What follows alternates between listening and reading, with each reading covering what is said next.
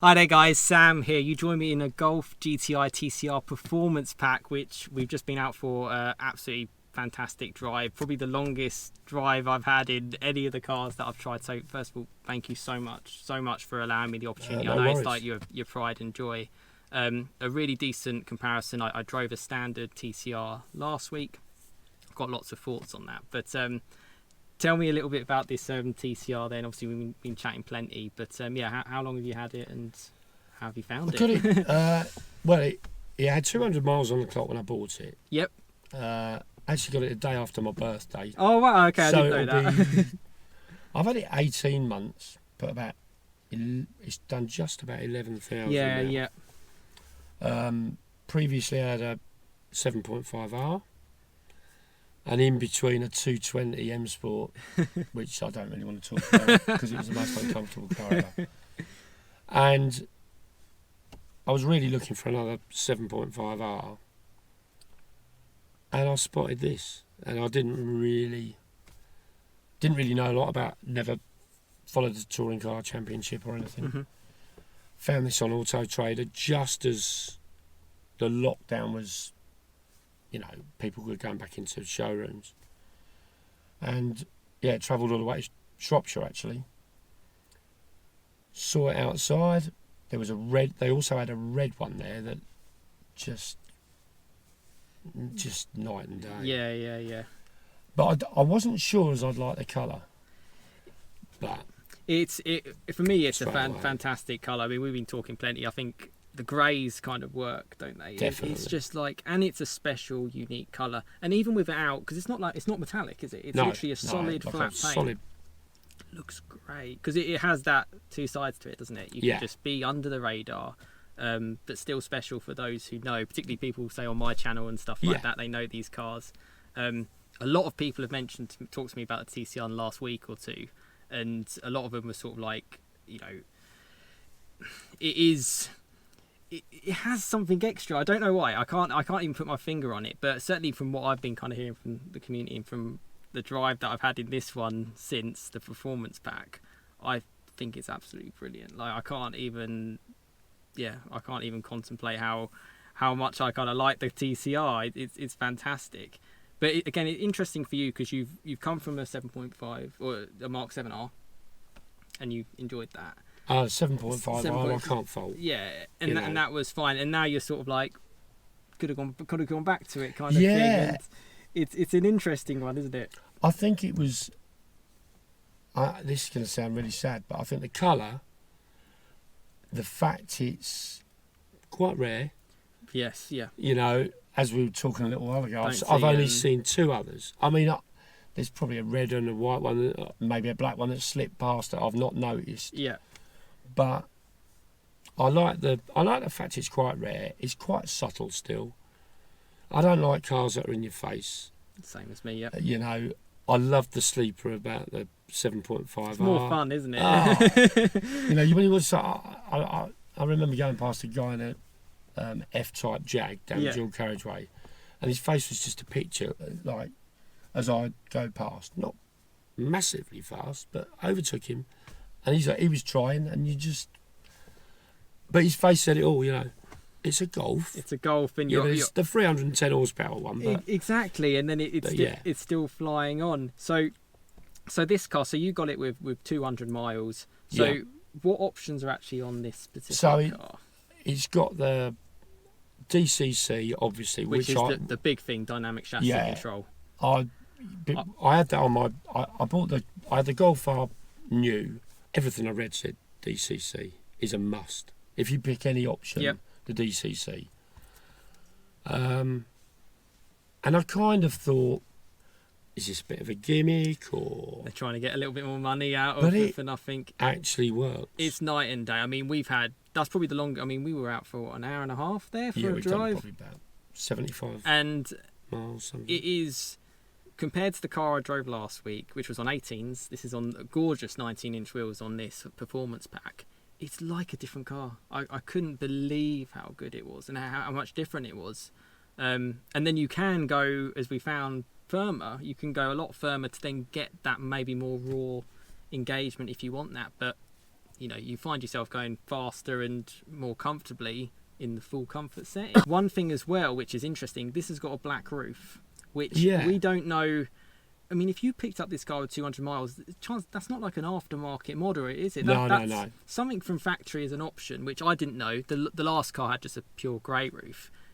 It does change the stance. It does make it seem a little bit lower. Yeah. And it blends in quite nicely. But I said it before in the last one. The looks of this car, it's in your face if you look lower down, with the diffuser and the side skirts and the front splitter.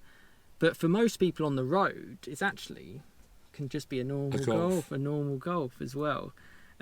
This doesn't have the Akrapovic, does it? This does the standard exhaust. We had a chat about that one as well. Yeah, I mean, I'm old. I'm getting on a bit. I'm not a boy racer.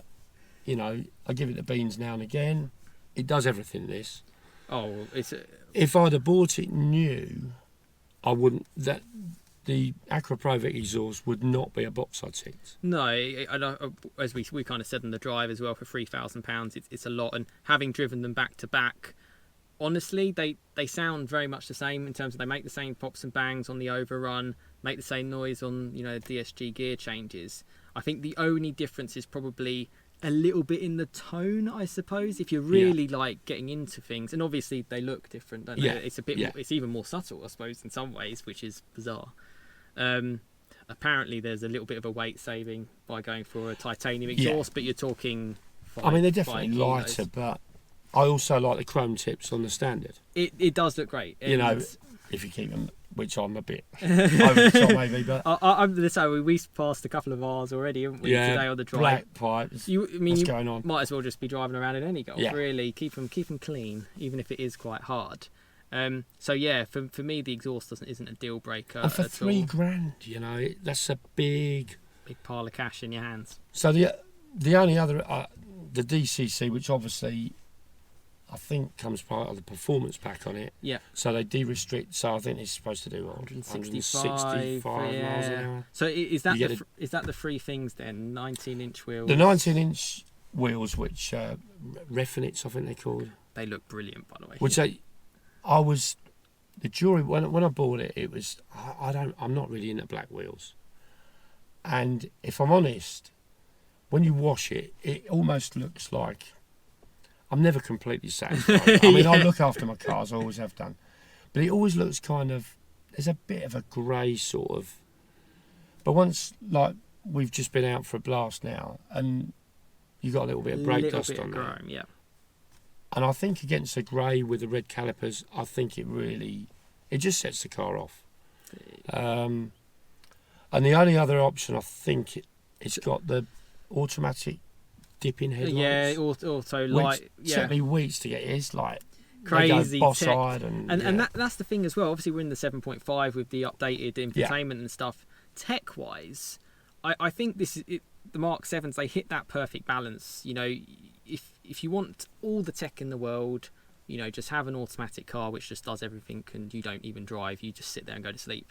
But I think this one, it's like you still have all the tech. It's perfectly fine for 2021. You've got cruise control, you've got adaptive cruise, you've got all your fun touch screens, all the functions that you can get on there. The performance monitor is great. You stick the temperature gauge up on your sort of dash. I mean, there's so many ways you can configure the dash. You've got the lane assist, which I've got turned off because you're fighting the steering wheel. Well, we were saying that as well. Obviously, start, stop, turn that off. We got a button for that. It doesn't save any, Anyway, we could go on for years about the start, stop. We definitely could. Comparing a little bit to the Mark 8, obviously just a little bit. I love how the gear stick is a proper gear stick. Yeah. It does make a little bit of a difference. Just in it's something you touch and feel every single time you're in it. There's a lot I like. I mean, hand on heart, driven a lot of Golfs this year. This car has hit some sort of spot for me. I cannot believe how, because I love the TCR from last week. Yeah. It's absolutely brilliant. But I can't believe how then the DCC absolutely changes. It's a completely different car. Like on 19s, your individual setting, which is comfort DCC and then a few sporty bits on the other side. I was just blown away. I was like, I'm on 19s, or is it? This should be firmer and harder than mine. Yeah. But it's not. I was really interested because I watched the last video Yep. with a guy with his TCR. Lovely car, obviously well looked after. Yeah. I think he'd done slightly more miles. Yeah, than 17,000. Yeah, a little bit more. mine. And I was, you know, obviously because that was on standard 18s, and because my 7.5, I also ran on standard Cadiz 18s.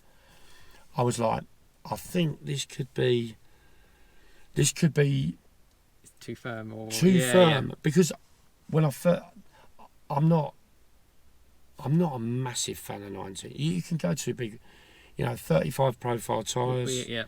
You're looking for potholes all the time, and I think we were saying, weren't we? 18s, I think, hits the balance, and you get a slightly better price in tyre. You get a slightly better ride. You don't lose too much in dynamic ability. Less likely to buckle because it's obviously smaller. Technically lighter because it's so there are a lot of benefits to 18s for sure. And actually, if you stuck that owner's 18s on this, maybe it'd be too comfortable. Yeah, it would be. I mean, I going back to my 7.5R with and I had DCC on that.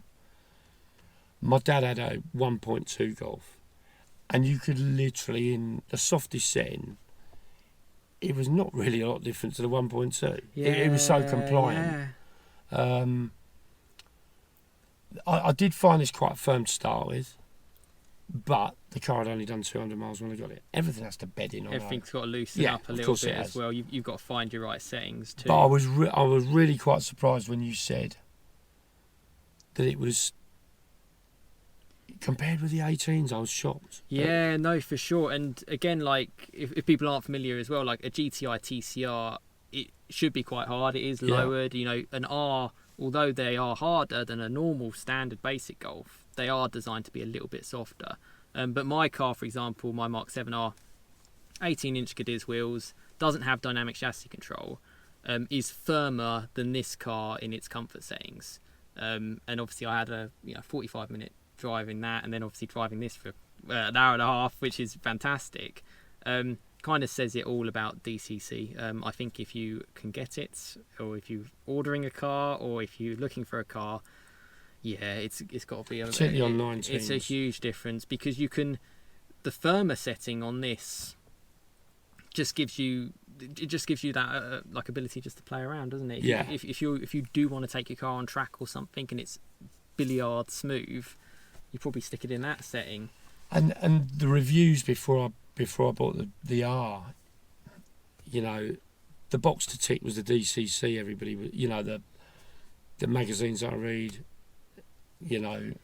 DCC, is worth the extra. It definitely is, and I think the performance pack on this one seems like a good option to go for sure. I mean, I don't know what it would have cost from new. I've got a feeling 2,000. About 2,000 quid. So that's a DCC, which is about 900 quid normally. Yeah, something like that. Wheels are probably like 800-900 quid anyway for those. And then the delimiter and speed is software, but it's still obviously something that's part of it. I wonder if the performance pack gives you the I was just wondering whether the roof is part of that as well. Let us know, because I've got a lot of. It's a great community on this channel, so if you know if the black roof is part of the performance pack, let us know. But that would make sense. The same. I wonder about the headlight automatic. Yeah, I wonder if they just throw a bundle in. But yeah, I mean, I'm surprised even from standard you get like start stop. Obviously the DSG you can't choose a manual in this, but it's really well optioned. Reversing camera. You've got it all. I think the camera was. I think that was a standard. Yeah, I think it is. Someone was messaging me before that. Even on like base GTIs, they came really well equipped, which I guess is why I found it quite hard to. When I was looking for a GTI, they were quite pricey compared to an R. But no, the way this car drives. I mean, there's some brilliant roads around here. Oh yeah, and you showed me a couple of superb absolutely roads. Fantastic. I mean, even some like follow like Auto Trader, Rory Reid, and people like that. It's those kind of roads around here. And this car, the compliance is fantastic. When we switched it to full firm, we were suddenly like, oh, we're skipping around a bit too much. But in the softest setting, it was fine. Throttle response is like It's instant, isn't it? Instant. Gearbox is fine. It's very clever in automatic. I mean, I don't think it's any different to what you'll see in your latest Mark 8. We passed a Mark 8 Club Sport, didn't we? And I was then thinking, is this any different to that car?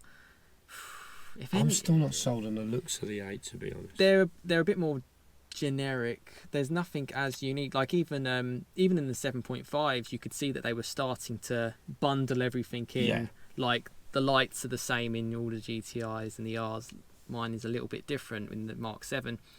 Everything just got cost cutted and everything hurt enthusiasts if you're looking for those details. But no, and certainly from my point of view, it's one of the best road cars I've driven this year, just because it's just so. It has just so much ability about it, and I think even in the wet, like you say, okay, you're not going to have the same traction as in an R, but how fast do you go in the wet? How fast do you go on the roads? How quick do people run out of talent? How quickly do people run out of talent? You know, for me, I'm always a person. You got to be safe and sensible, and I think as well, it means that you have more engagement. You have to think about what you're doing. You can't just foot flat everywhere. You can't just play about. A little bit lighter as well than my R, which I liked, because I mean I've been up and down those roads for years, so it's I know what it's like compared to a Mark 7R, and this is a whole heap of fun. 290 horsepower, so give or take 10. Is it really? You don't really know. I can't see how you can. Were we sitting there going, we're lacking power here? I mean, pretty big hills as well, and it's just frustrating that that the traffic's so heavy now. Well, it's changed. How can you How can you justify? What's another 50 horsepower or 100 horsepower or It's crazy. You struggle to use 250 something probably. Exactly. I mean, for us, we had bursts in this when you're kind of using most of the power, and it's the same with my R. But then for a lot of the time we're toned down. You're just cruising, keeping it easy. You're barely touching 50, 60, 70 horsepower. I think the one thing I miss from the R is just really the launch. A wet T junction, line, isn't it? A wet T junction. Good point. And you want to nip out, you have to think a little bit more. The R, you didn't think about it because you got. And you're away. You were away. They are great. They're all brilliant. But once you're rolling,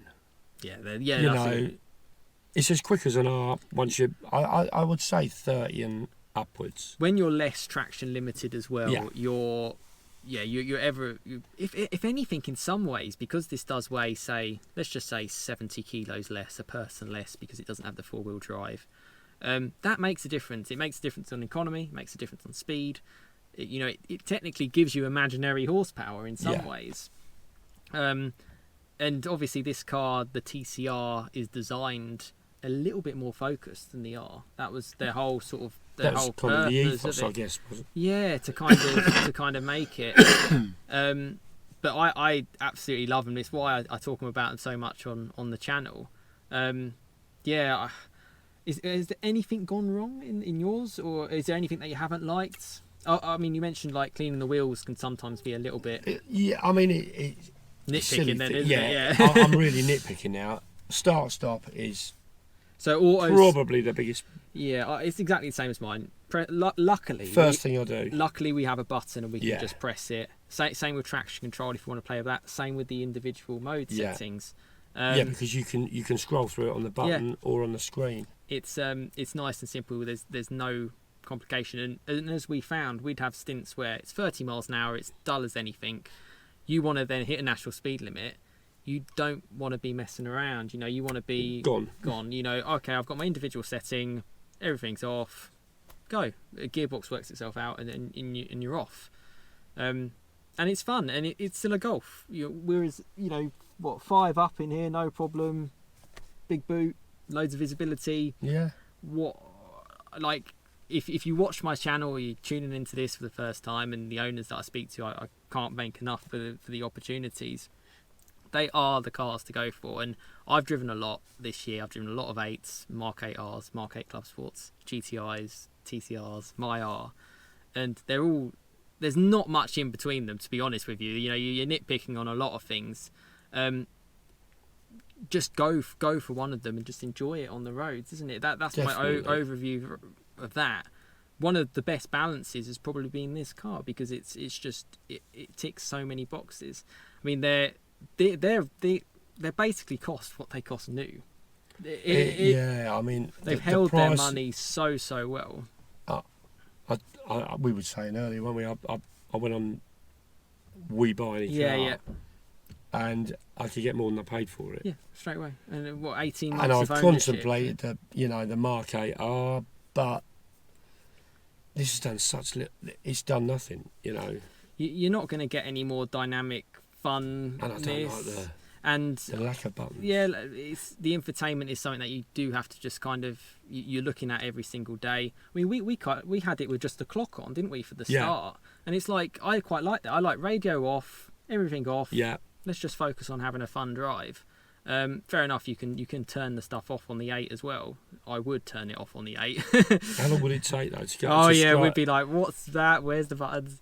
Silly things like the start-stop. It's one click of a button.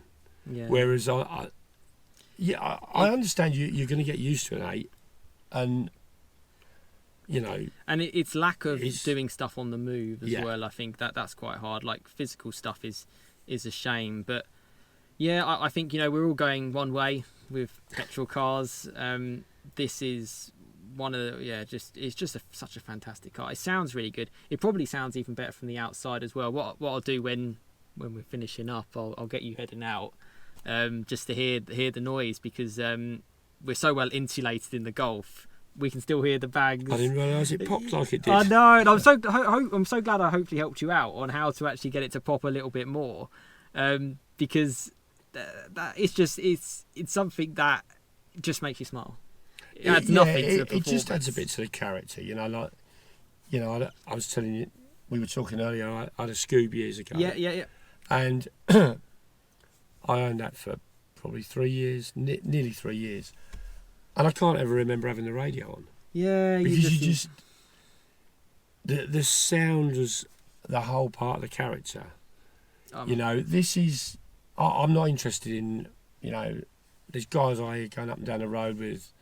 Well, we were banging saying and we popping, were saying there's a lot of flex in cars. There's a lot of people who get cars because they want to show that they've got the biggest and the best, and really they don't really care really about it all. Biggest power. Brightest colour, whatever you want. But for me, and for actually a lot of people I speak on the channel, a grey Golf R or a grey GTI TCR is right up my street. It's like literally me, It's a jack of all trades. Does absolutely everything. Yeah. Absolutely everything. And we won't get to see them again. If you want to enjoy them, that's a sad day. It's going to be really, really sad. The next, 8.5, next Mark 9, I suppose. They're not going to bother. It's not worth their time in investing in it anymore. The engine's brilliant. Nothing goes wrong with them. They're pretty bulletproof, and people do map them to something crazy, and they still survive. But a stock TCR, and it's really nice inside. I can't stress that enough. Like around the door cards, it's the bit of colour as well. It's nice, isn't it? I'm going to get shots on this, but I'm not keen on the tartan in the GTI. Okay. But these are like less tartan, aren't they? They're more, but the colour kind of it does brighten up what is more grey. The stitching and What I found incredible is how VW add little touches here and there, because the previous owners TCR, and if they're watching they can probably correct me if I'm wrong, had leather down the side of the seats, the same leather as that. And I guess I would have thought that maybe that's like a leather pack, I guess. But the rest of the seat was the same. If anything, it's probably slightly firmer as a result of having the leather. I don't know. So I don't know what sort of options you can kind of spec on these cars, but they're all very bespoke, particularly like random black roof or something like that. Just kind of adds it all. But I'll share my own thoughts as well and bits of the drive that we've done. But before we finish up, thank you so much, by the way, because particularly for the amount of time you allowed me to try this car. I'm obviously not going to show all of that on camera. It's just for me to gather my thoughts and stuff like that. Yeah, we could have just driven it forever, isn't it? And you're heading to Wales, aren't you? So you're going to have hopefully some great fun in this. Get out, drive your car, enjoy them. Road trips. Yeah, do road trips, do stuff in the UK. You know, we can't go to the places we want to do. Take your TCR, take your R, take your GTI, do something. You know, hope maybe next year I'll try and set something up with part of my channel or something and just do some sort of meet drive from point A to point B or something somewhere nice. If people are up for that, like the video, and I'll put that on for sure. But yeah, any final thoughts, I guess, from your point of? No, like I say, it's just really a jack of all. You know, you can go to work in it. You use it as an everyday driver. You know, I occasionally go out for a little blat at night just for a fun drive, isn't it? Stretch its legs and clear its lungs. But it's also comfy. You know, you can do big miles. I mean, I did a road trip. I know that was in the R, but the seats are the same. Yeah, virtually, same engine. You know, yeah.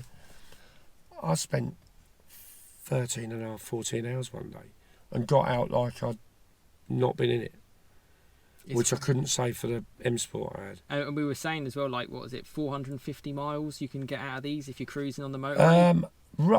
I think the most I've got is just over 400 miles to a tank on a long journey. I mean, that's not ragging it, but it's not sitting at 40 or 50. But even sort of normal driving it, I'm sort of like 350 is generally is quite and it's a cheap. smaller tank on this. I think it's a 50-litre tank instead of 55. I didn't know that. Yeah. Okay, that could be why. So I guess I'm probably getting about 36 to the gallon. But it's just like you could really enjoy driving this car slowly, as much as strange as that is. As much as you could enjoy driving it fast. And I think it's as equal as good as the R as its unflappable capabilities. If anything, it's just a little bit more dynamic and fun, and then perhaps the R's maybe a little bit better as a daily or weather. That's probably it. And the little bits of colour in here, you know, just lift. I'm not saying it's a lovely place to spend time, but it just lifts it a little bit from the R that I had that was basically all grey inside. Yeah, you get like a few blue touches, don't you? But you don't get, it's still grey seats on mine and stuff. So yeah, I get that, and I like the textured feel of a lot of bits actually as well in here. And like they're screwed together properly, aren't they? They're really built well. There's hardly any, you know, I don't rattles or. The 7s are brilliant. I can't fault mine. I mean, I've done 35,000 miles, 4.5 years in mine. Brilliant. The owners I've spoken to, none of them have really said anything bad. I think the last TCR owner said he had a small rattle with the seatbelt or something, which they sorted. But it makes sense because his car was obviously firm all the time. Yeah, you can imagine that. I still can't get my head around the fact that was a firmer ride on 18. And that would really test the build quality of a car. I think they've absolutely hit the sweet spot. And for all the people that kind of message me and say, "Oh, I've got a 7, I'm thinking of going to an 8," or whatever, my personal advice is enjoy your car and drive it. And frankly, think to yourself, well, if I have a 7, I've also got X amount of thousands of pounds in my bank account, which can be used to go to Wales or drive the car or fill it up or do whatever, go on holiday, do something for yourself.